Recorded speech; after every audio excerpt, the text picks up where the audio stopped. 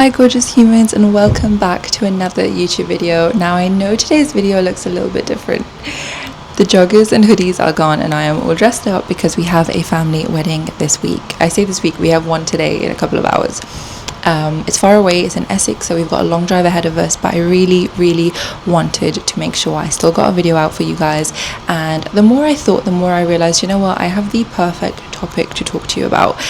And that topic is balancing and navigating just life after marriage. Guys, I am a year and like a month in, and I constantly, literally month on month, see myself saying, okay, when everything settles down, then I'm going to do this and do this and do this. And one of the big things I'm coming to realize and accept is, girl, things do not calm down. It obviously really does depend on the type of family you go into, the type of relationship you have. But for me, as someone who came from a very small family and went into a huge one, I did not ever anticipate the way my life would change and the number of just like social commitments that would involve being married into a Bengali family. That being said, I wanted to talk to you guys a little bit about preparing yourself for the year that comes straight after marriage and the different ways that could look. And of course, I'm going to only be talking from my experience. I am absolutely no expert, but I'm just going to chat to you guys. I did not plan this video out. I have not scripted it. I just want to have a chat. So first up, in the month after your wedding, of course, there is so much going on. Like, you are two people who are navigating this, literally life, like day-to-day things, having breakfast, having lunch, having dinner, but also of course going back to work, traveling if you decide to go on holidays, etc. There are so many things to think about. And then to throw into the mix is the fact that you are of course navigating two completely new families. Now, I was watching this video recently that said marriage is like an institution, and I think one of the things I definitely did not appreciate is, as an institution, of course, it comes with so many moving parts.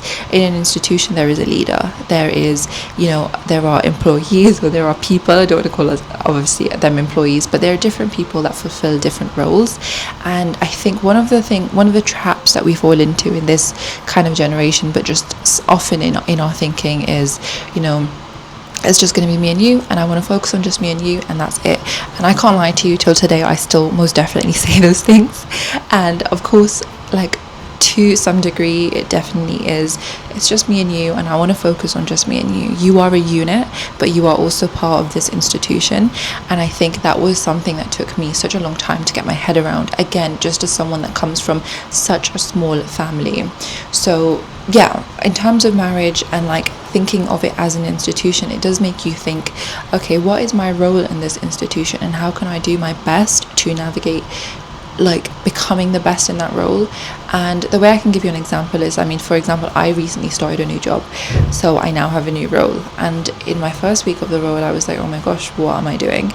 In my second, obviously completely different. In my third, and now being 8 weeks in, which isn't a very long time when you think about it, I genuinely feel so comfortable, so confident, and I feel like I know what my place is. Of course, I'm still growing, but I think it's such a huge learning curve to realize, like, just as humans, we evolve and we grow. And so the same with marriage. I think a lot of the time we go in just thinking, I want it to be perfect, I want it to be like the movies, but a huge part of it is letting yourself make mistakes, letting yourself realize that you are going to learn from experience, and that doesn't come until you start, until you begin that journey. So yeah, I hope that makes sense. Number two is, honestly, for me now, I think, again, a year and a bit in, is learning that I think I mentioned this in my last video, but obviously they're not mind readers, they don't always know, and a lot of it is communication. Like, you do need to be willing to speak and to tell them what you're thinking. But one of the big things that I realized is, if I don't prioritize my own commitments, if I don't prioritize myself going to the gym, if I don't prioritize my work, etc., I can't always expect him to, or other people to. And by the people, I mean your in-laws, I mean your own family, I mean whoever it is. If you don't speak up for yourself and prioritize that things are important, such as training, such as work, such as whatever it might be, you will most definitely get sort of engulfed in this institution, like I said. And again, if I was to give an example of that, we've got family wedding at the moment, which means a million events and a million gatherings, which is of course lovely. But what that does also mean is a lot of these are going on across my working week. And my working week is pretty much almost 6 out of 7 days because of all of the different streams of kind of work that I do.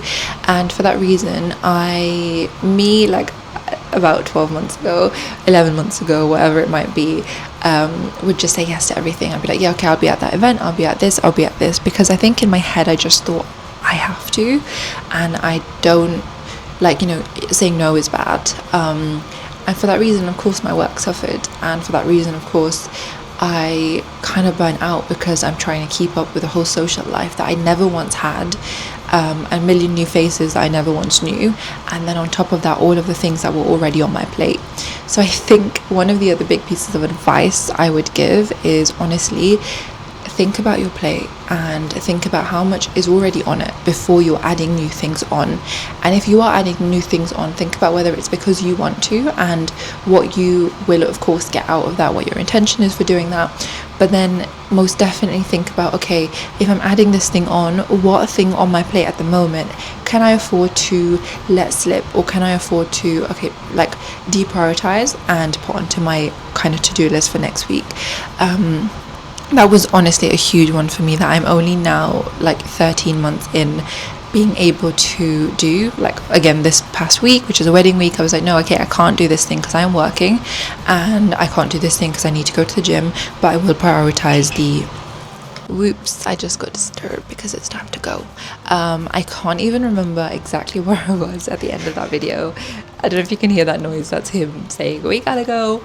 But yeah, I tried my best. I wanted to make sure I could still touch base with you guys and chat about some things. I hope that was helpful, and genuinely, like right now, life just becomes a little bit chaotic for a while, and I think your time sometimes like isn't completely yours for a little bit, which is all cool. It's all cool. I am obviously so very happy and grateful for everything that this institution has given me. It just means compromise sometimes in the best way. But genuinely, drop it down in the comments below. What are some of the things when it comes to marriage, your first year, moving into your second, that you'd love me to talk about? Because I would absolutely love to plan more videos around this. And of course, please do like, comment and subscribe, because all of it goes a very, very, very long way. Now I'm gonna have to run, but before that, let me just quickly show you guys my outfit. This is the fit. My in-laws actually gifted this to me a while ago for our engagement, or Cinefan if you are Bengali, and I absolutely love it, but it's my first time finally getting to wear it, so I'm very excited. But yeah, bye guys, and hopefully see you in the next video. Thank you so much for watching. Bye.